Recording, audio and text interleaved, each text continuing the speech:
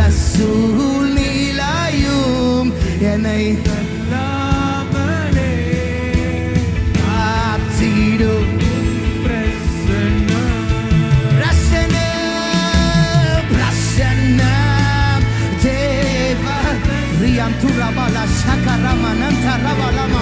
கைகளை உயர்த்தி ஆராதிக்கிற ஒவ்வொருவருக்காக நான் ஜெபிக்கிறேன்.